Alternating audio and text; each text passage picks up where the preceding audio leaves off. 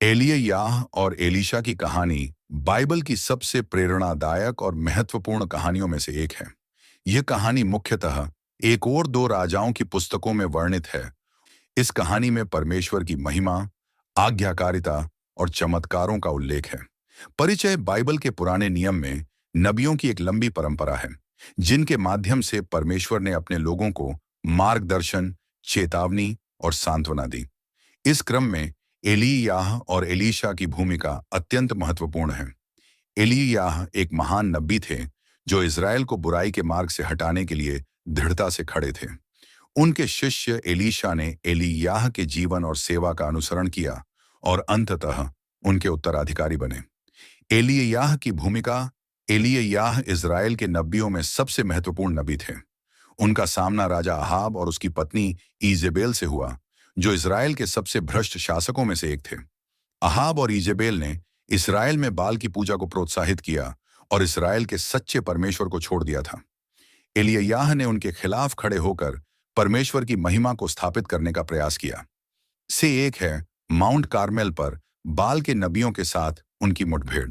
इस मुठभेड़ में उन्होंने इज़राइलियों को चुनौती दी कि वे तय करें कि वे किसे मानेंगे, सच्चे परमेश्वर या बाल को।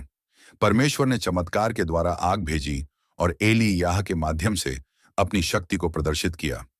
इस घटना ने इज़राइल के लोगों को चौंका दिया और उन्होंने फिर से सच्चे परमेश्वर की ओर मुड़ने का संकल्प किया।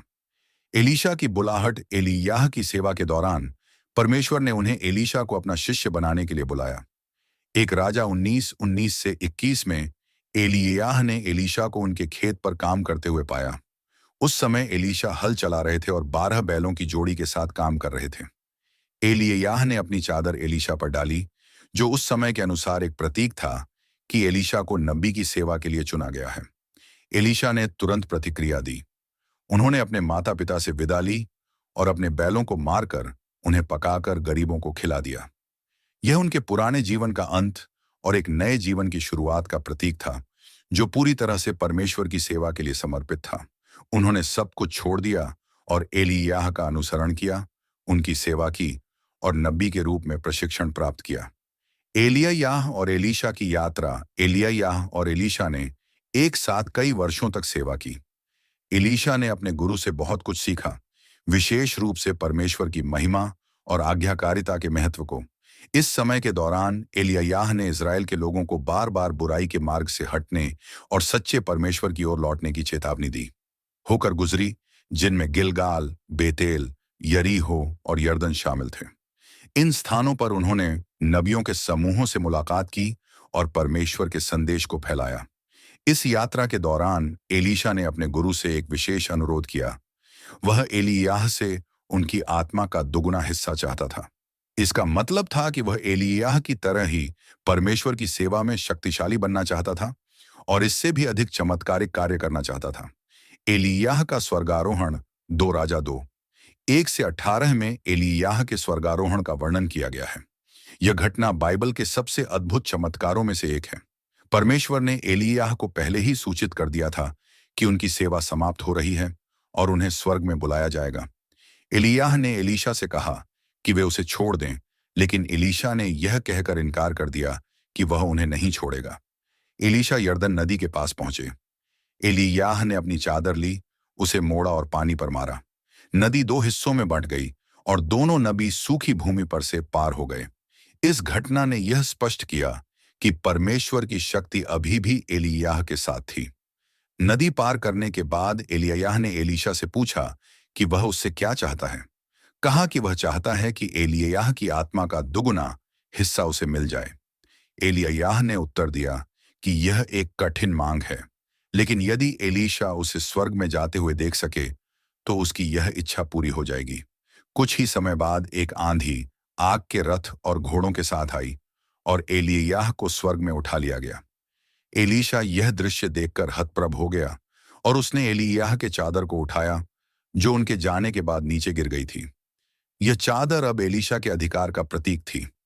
एलीशा की सेवा एलीयाह के स्वर्गारोहण के बाद एलीशा ने नबी के रूप में अपनी सेवा शुरू की। उन्होंने उसी शक्ति और विश्वास के साथ काम किया जो उन्होंने अपने गुरु से सीखी थी। एलीशा ने कई चमत्कार किए, जिनमें से कुछ एलियाह के समान थे, लेकिन उनके कार्यों की प्रकृति थोड़ी अलग थी।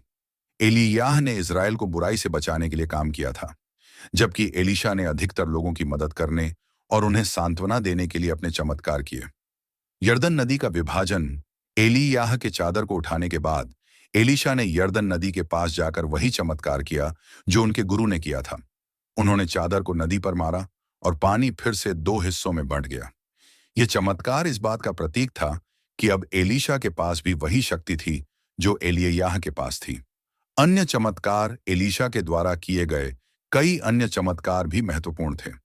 उन्होंने एक विधवा की मदद की जिसके पास अपना कर्ज चुकाने के लिए कोई साधन नहीं था।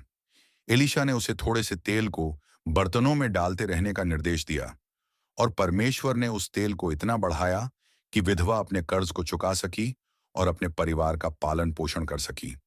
एक अन्य अवसर पर एलीशा ने एक शून्यमनीत महिला के मृत बेटे को जीवित किया। इस महिला ने एलीशा के लिए अपना घर खोल दिया था और बदले में परमेश्वर ने उसकी प्रार्थनाओं का उत्तर दिया और उसकी संतान को जीवन दान दिया। ये चमत्कार यीशु मसीह द्वारा मृतकों को जीवित करने की घटनाओं की पूर्व छवि के रूप में देखा जा सकता है। नेतृत्व का परिवर्तन एलिय्याह और एलीशा की कहानी नेतृत्व के परिवर्तन की महत्वपूर्ण कथा है। यह हमें सिखाती है कि परमेश्वर के काम में कोई भी व्यक्ति अपरिहार्य नहीं होता। जब एक सेवक का काम समाप्त होता है तो परमेश्वर दूसरे को उठाता है। एलीशा ने अपने गुरु के काम को न केवल जारी रखा बल्कि उसमें और भी अधिक चमत्कारिक कार्यों को जोड़ा। एलीशा का जीवन इस बात का उदाहरण है कि जब हम पूरी तरह से परमेश्वर के प्रति समर्पित होते हैं तो वह हमारे जीवन में अद्भुत काम कर सकता है। उन्होंने हर परिस्थिति में परमेश्वर पर भरोसा किया और कभी पीछे नहीं हटे।